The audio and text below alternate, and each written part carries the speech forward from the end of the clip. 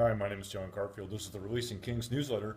It's November 16th, 2014. I want to talk to you today about intentional creativity. Uh, Creativity is important because great ideas give meaning to our lives and profit to our businesses.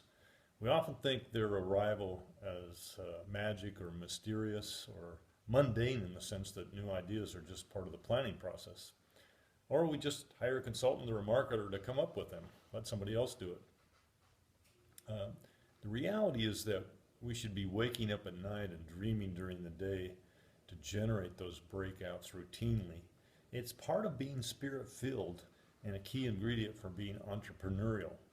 Be yourself. Most of us are honestly not creative because our upbringing and education taught us to train us to think critically. That is, we use our minds to defeat new ideas.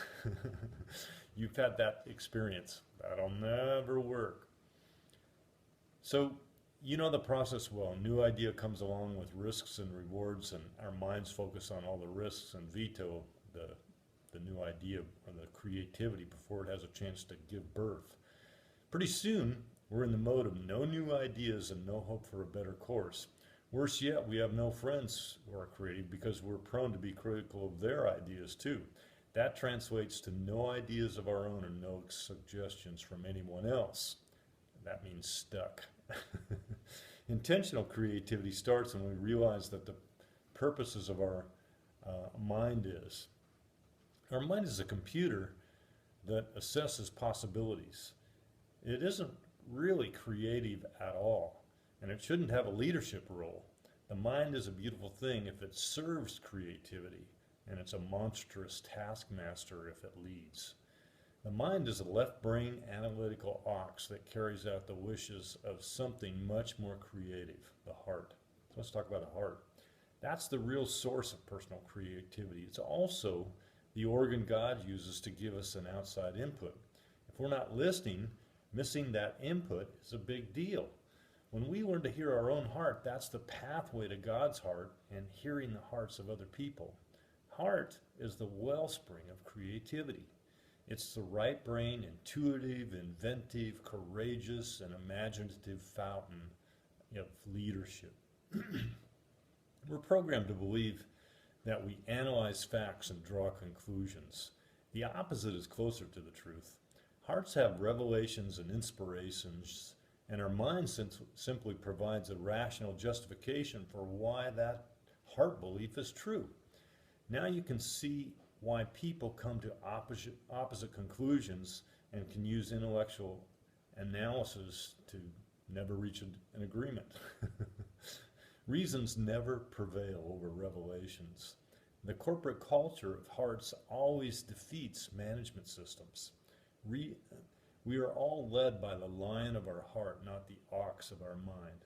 That's the way God created us. And it doesn't matter if most people don't believe it, it's still a fact of life and human behavior. We discussed this foundation a few weeks ago in a newsletter called We Can Change the World, and I put a link to it in the newsletter. Also giving you a graphic that I'd like you to take a look at in the newsletter that talks about putting the heart first and allowing our minds to serve that lead. So, leveraging your heart toward creativity.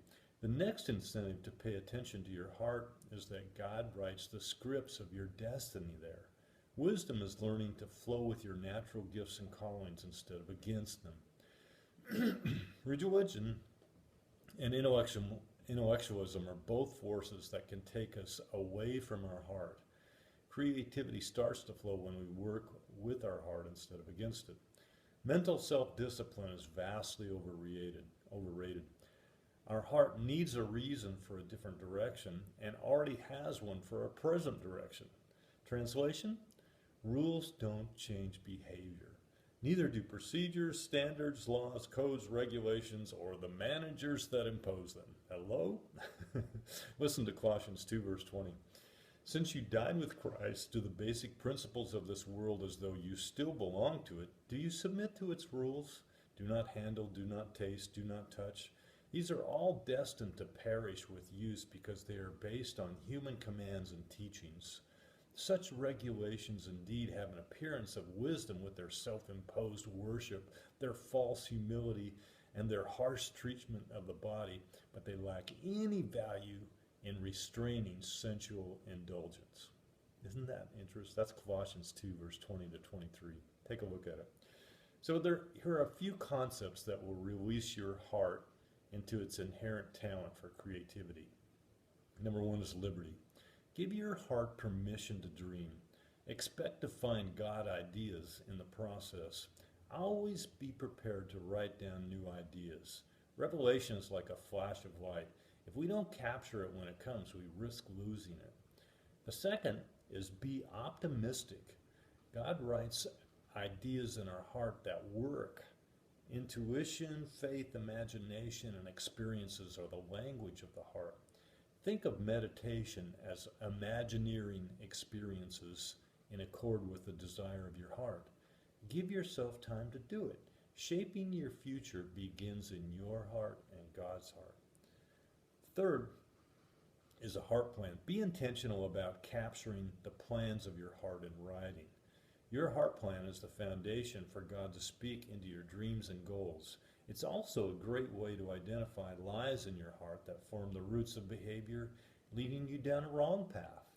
There's a reason for that our hearts mislead us. So we use a heart plan to help people navigate this process, and it really works great. Creativity flows naturally from an intentional plan that you know has God's blessing. A course appears, a pathway appears, doors open, and results happen. It's spiritual and wise to have a plan for your life, and it's foolish not to. Intentional creativity flows from purpose and conviction and destiny. What's the biggest key to success in your mountain? Your entrepreneurial idea of a labor is a labor of love that flows out of your heart and leads to your destiny. It's fun. Michael Gerber, I saw a video that he did. It makes a great point of this idea of cooperating with your heart to be entrepreneurial. Listen to Proverbs 16:9. The mind of man makes plans his way, but the Lord directs his step. And I want to suggest that in the Hebrew, that word mind is really heart. Proverbs 20, verse 5. The plan in the heart of a man is like deep water, but a man of understanding draws it out. Be aware that the most important thing you can do to lead or manage another person is help them get motivated from within their own heart. If you can do that, you've got a great asset. God bless. Have a great week.